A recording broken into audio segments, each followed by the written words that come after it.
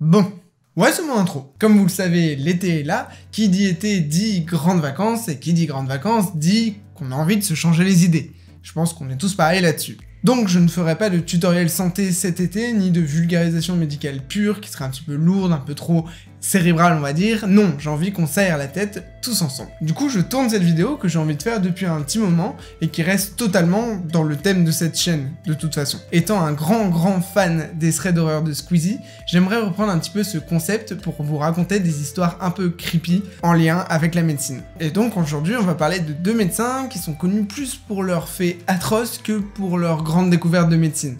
Très clairement. On se retrouve après l'intro.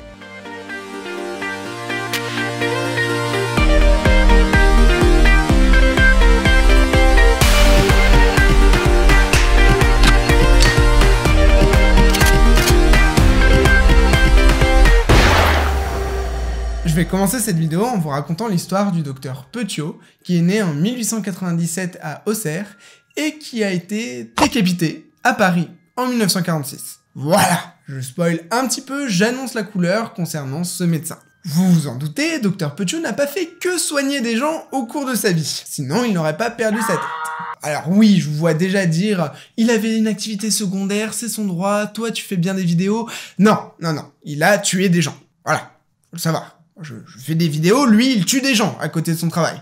C'est différent. Marcel Petiot est décrit dès son enfance comme quelqu'un de très intelligent et vraiment en avance par rapport aux autres enfants de son âge. Mais, parce que oui, il y a un mais, sinon ce serait pas drôle, il manifeste également des signes de violence de façon très précoce. C'est-à-dire que Marcel, quand il était petit, il tirait sur des chats avec un pistolet, et il a même étranglé un chat après lui avoir brûlé les pattes dans de l'eau bouillante. Alors je sais pas vous, mais moi ça me rappelle quelqu'un qui a quand même très mal fini dans un roman assez célèbre. Non, Tom Jedusor, ça vous dit rien ?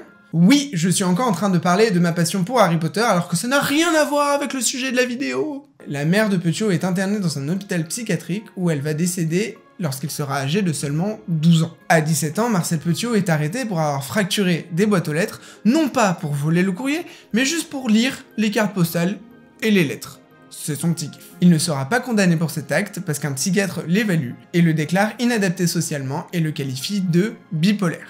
À 18 ans, Marcel Petiot entre en école de médecine, mais il abandonne très vite ses études pour intégrer l'armée en janvier 1916. En 1917, il est blessé par une grenade et est hospitalisé. Pendant son hospitalisation, il est accusé de vol de couverture et fait un petit tour par la case prison militaire. Puis il est envoyé dans un hôpital psychiatrique où il sera diagnostiqué comme déséquilibré mental, dépressif paranoïaque et sujet à des phobies. Mais il est malgré tout renvoyé au front en 1918. Il va de nouveau être blessé pendant les combats et cette fois sera déclaré complètement inapte du fait de ses antécédents psychiatriques. À votre avis, qu'a fait Marcel à ce moment-là ? Il a tout simplement repris ses études de médecine. Donc il n'est pas apte à faire militaire, mais par contre il peut être médecin. Ça pose de problème à personne. Et en plus, comme il a fait l'armée, il a pu suivre une formation accélérée et a obtenu son diplôme de médecin en seulement 3 ans. Est-ce que c'est bon pour vous ? Je passerai outre les multiples délits mineurs qu'il a commis par la suite, comme par exemple trafiquer son compteur électrique pour réduire sa facture, tout simplement. Et je vais vous parler directement de son arrivée dans la capitale, Paris, hey you! Dr Petiot achète un hôtel en 1941 et il entreprend des travaux assez originaux. Il fait surélever le mur métoyen de façon à ce que la cour ne soit pas visible depuis la rue ou depuis le voisinage, et aménage une cave. Double porte, un puits rempli de chaux vive et une pièce triangulaire avec une petite fenêtre pour voir à l'intérieur. Ça pue quand même un petit peu la merde. Perso, chez mon médecin généraliste, il y a plutôt de la déco avec 2-3 magazines quoi, pas une putain de cave avec une pièce triangulaire avec une trappe pour regarder à l'intérieur. Et c'est en 1942 que Dr Petiot va commencer son petit trafic. Il propose à des juifs de les exfiltrer en Argentine, donc de quitter la France qui est occupée à ce moment-là, et donc les juifs qui sont persécutés en France. Je vais pas refaire les cours d'histoire. Le problème, c'est que les personnes à qui il propose d'être exfiltrées ne vont jamais arriver en Argentine. Et il va même proposer des tarifs de groupe pour faire passer des familles entières.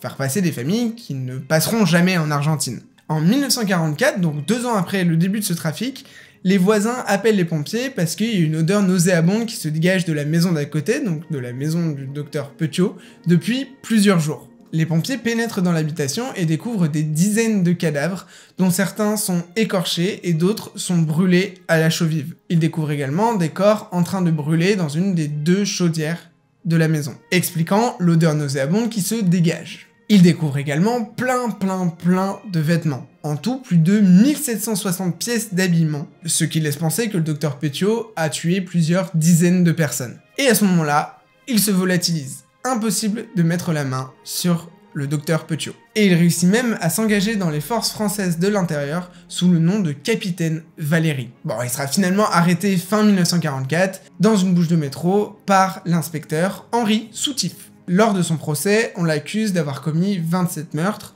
et Dr Petiot se défend en disant qu'il en a commis 63. Et il affirme que ses victimes étaient des collabos et des nazis. Mais les preuves sont formelles. Il y a une majorité de juifs dans ses victimes, dont un enfant. Il a réussi à monter un fin stratagème, proposer à des familles de les exfiltrer en Argentine pour leur voler tous leurs biens, les tuer, cacher les corps, et de toute façon, personne ne viendrait signaler leur disparition puisque les familles restées en France sont convaincues qu'ils sont partis en Argentine et donc c'est normal qu'ils n'aient pas de nouvelles. Marcel Petiot subit une nouvelle évaluation psychiatrique et cette fois les psychiatres sont formels. Petiot ne souffre d'aucune maladie mentale.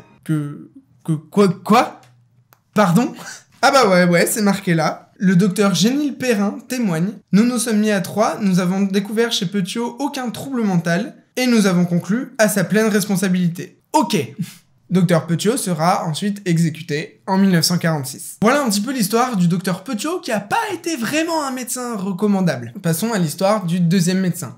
Et vous allez pas être perdu parce qu'on va rester globalement dans la même tranche historique. Bon, très honnêtement, j'ai hésité à parler du docteur Mangel dans cette vidéo parce que j'ai moi-même eu du mal à finir les articles que j'étais en train de lire pour faire cette vidéo. Promis, je vais rester soft et ne pas donner trop de détails. Mangel est connu pour son activité en tant que médecin nazi et notamment ses expériences dans le camp d'Auschwitz. C'est son travail dans ce camp de concentration qui lui a valu le nom de Ange de la mort. Bon, je vous raconte. Joseph Mangel obtient son double doctorat d'anthropologie et de médecine dans l'université de Munich, puis s'engage juste après l'obtention de son diplôme dans le parti nazi, puis un an après dans les SS. Bon, déjà en général, ceux qui viennent d'obtenir le doctorat sont contents parce qu'ils vont enfin croquer la vie à pleines dents après 10 ans d'études. Mais non, Mangel, lui, décide qu'il va massacrer des gens. Alors, je pense que c'est le seul moment de cette partie de la vidéo où vous allez faire un semblant de sourire. Parce que je vous garantis que faire de l'humour sur ce qui va suivre, c'est impossible. Je préfère vous le dire tout de suite. Bref, en 1941, Mangel s'engage en tant que médecin militaire et est envoyé en Ukraine où il sera décoré pour avoir sauvé des hommes d'un char en feu. Mais en 1942, il est blessé très gravement et est retiré de la ligne du front pour être envoyé en arrière. Passionné depuis toujours par la génétique, on lui conseille de se rendre dans un camp de concentration pour mener ses expériences sur des humains vivants. Il fut donc transféré au camp d'Auschwitz et nommé médecin en chef du camp de concentration. Vous remarquerez que je ne donne absolument aucun nom allemand, tout simplement parce que j'ai eu 6 sur 20 au bac et que par conséquent, ma prononciation est immonde. Eine und. Hop là, je suis sûr que vos lèvres ont remué d'1 millimètre. J'arrête l'humour, c'est bon. J'ai compris. Mangel s'intéresse particulièrement aux jumeaux. Ses études visant à appuyer la théorie nazie comme quoi la race aryenne est supérieure. Bref, ces théories complètement immondes que je ne vais absolument pas développer dans cette vidéo. Mais en gros, le but de ces travaux était d'augmenter la natalité des enfants de race aryenne en augmentant la chance de faire des jumeaux. Ouais, ce type est un grand malade. À savoir que pendant les expériences menées pour sa grande étude, il n'a pas hésité à amputer des enfants, à injecter des virus volontairement à des enfants tels que le typhus, et à transfuser les enfants entre eux sans se soucier bien évidemment du groupe sanguin. Et si par exemple un des 2 jumeaux venait à mourir, et bah Mangel tuait le deuxième pour pouvoir comparer les autopsies. Ouais, je vous jure que j'ai des frissons de raconter ça, c'est vraiment horrible. Se dire que ça remonte à moins d'1 siècle, ce genre de choses, c'est vraiment un truc que me paraît complètement hallucinant. Et malgré le fait que Mangel soit décrit comme sadique, totalement dénué d'empathie et bien évidemment extrêmement antisémite, comme vous vous en doutez, Mangel était également réputé pour bien passer auprès des enfants. Et c'est vraiment des détails que je trouve encore plus affreux. Mangel a fait construire une aire de jeu pour les enfants, il leur donnait des sucreries, et il se faisait surnommer Oncle Angel. Bref, il arrivait à amadouer les enfants à la perfection. Ça me glace le sang d'imaginer qu'il faisait ça et que derrière, il les tuait sans aucune once de culpabilité. Waouh, c'est vraiment l'histoire la plus immonde que je vais raconter sur cette chaîne, je pense. Et je ne parle même pas des massacres qu'il a commis pour stopper une épidémie de typhus, par exemple. 600 personnes ont été massacrées d'un coup pour stopper la propagation du virus. Et le pire dans tout ça, c'est que cet enfoiré a réussi à s'enfuir et n'a jamais été jugé pour ses crimes de son vivant. Il est mort noyé à Sao Paulo en 1979, a été enterré sous un faux nom et ne sera exhumé que 6 ans plus tard, en 1985, et le corps sera alors identifié comme étant celui de Mengele. 6 ans après sa mort. Affreux. Je pense que c'est peut-être le pire truc, c'est qu'il n'ait pas été jugé de son vivant pour les crimes de guerre qu'il a commis. Et je pense aux familles qui n'ont pas eu justice, et ça, moi, ça me dépasse complètement. Bon bah voilà, je pense que j'ai terminé avec cette vidéo. J'espère vraiment avoir traumatisé personne. J'ai essayé de donner le moins de détails possible et de raconter les histoires dans leur globalité. Encore une fois, je trouve ça fou de se dire que ces histoires se sont passées il y a moins d'un siècle. Ça me... horrible. Bref, je ne suis pas prêt de me repencher sur l'histoire des médecins nazis parce que je vous jure que j'ai vu des trucs vraiment horribles. Allez, n'hésitez pas à commenter la vidéo si elle vous a plu, à la partager, à vous abonner si ce n'est pas déjà fait. Et moi je vous dis à la prochaine pour une vidéo un peu plus fun. Salut!